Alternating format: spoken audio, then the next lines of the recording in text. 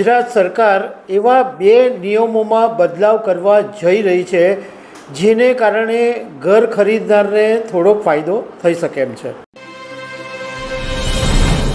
નમસ્કાર, તમે જો તમારા સપનાનું ઘર ખરીદવાનું વિચારતા હો તો આ વિડીયો તમારા માટે ખાસ કામનો છે, કારણ કે ગુજરાત સરકાર એવા બે નિયમોમાં બદલાવ કરવા જઈ રહી છે જેને કારણે ઘર ખરીદનારને થોડોક ફાયદો થઈ શકે એમ છે।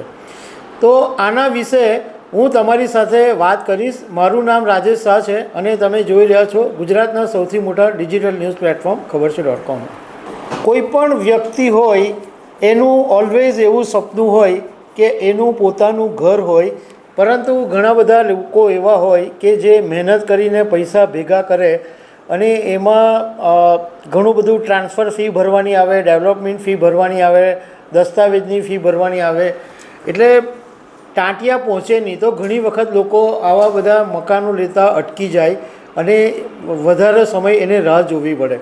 હવે ગુજરાત સરકારે સહકારી સમિતિ અને કોઓપરેટિવ હાઉસિંગ સોસાયટીઓ છે એના માટે બે નિયમોમાં બદલાવ કર્યા છે।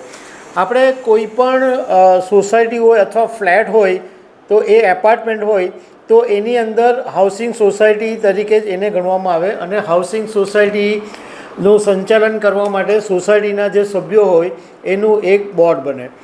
હવે ધારો કે કોઈ એક માણસે મકાન વેચ્યું અને એક બીજા વ્યક્તિએ ખરીદ્યું, તો એ જે નવો વ્યક્તિ છે ખરીદનાર, એની પાસે સોસાયટી ટ્રાન્સફર ફી વસૂલે। હવે ગુજરાત સરકારના ધ્યાન પર એ વાત આવેલી હતી કે ઘણી બધી કોઓપરેટિવ હાઉસિંગ સોસાયટીઓ છે એ 50,000 રૂપિયા કરતાં પણ વધારે ટ્રાન્સફર ફી વસૂલતી હતી અને આ મુદ્દો છે એ ઘણા સમયથી ચર્ચામાં હતો।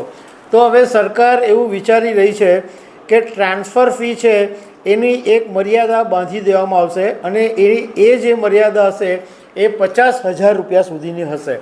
એનો મતલબ એમ છે કે કોઈ પણ કોઓપરેટિવ હાઉસિંગ સોસાયટી 50,000 રૂપિયા કરતાં વધારે ટ્રાન્સફર ફી વસૂલી શકશે નહીં।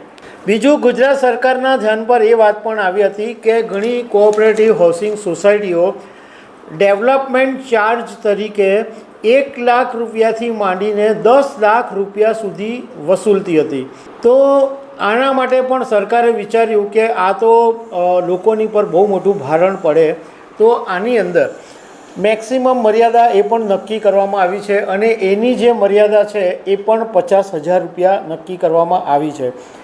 એટલે મેક્સિમમ ડેવલપમેન્ટ ચાર્જ તરીકે કોઓપરેટિવ હાઉસિંગ સોસાયટી 50,000 રૂપિયાથી વધારે રકમ વસૂલી શકશે નહીં। અને આ બધી બાબતો માટે એક નવા નિયમો પણ બની રહ્યા છે। એટલે એ નિયમોની અંદર એવું પણ હશે કે ધારો કે કોઓપરેટિવ હાઉસિંગ સોસાયટીનો જે મેનેજમેન્ટ કમિટી, જે મેનેજમેન્ટ સંભાળતું હોય, જે બોર્ડ હોય, એનો સભ્ય કંઈ જીદ કરે કે ના મોટી રકમ ડેવલપમેન્ટ ચાર્જ તરીકે વસૂલવામાં આવશે, તો એવા બોર્ડના સભ્યને 6 વર્ષ માટે બરખાસ્ત કરી દેવામાં આવશે। 6 વર્ષ સુધી એ બોર્ડના સભ્ય તરીકે નહીં રહી શકે અને કોઈ સંજોગોની અંદર એવું લાગે તો સરકાર આખું જે બોર્ડ છે એને બરખાસ્ત કરી નાખશે, એને હટાવી દેશે અને એની જગ્યાએ નવા બોર્ડની રચના કરશે। આ બધા નિયમો હજુ બની રહ્યા છે, પણ એવું જાણવા મળ્યું છે કે ટૂંક સમયની અંદર જ સરકાર આ નિયમો જાહેર કરશે અને એને કારણે તમારી લાઈફમાં તમને થોડોક ફાયદો થઈ શકે છે। તો દર્શક મિત્રો, આવી અનેક વાતો સાથે અમે તમને મળતા રહીશું। Thank you very much.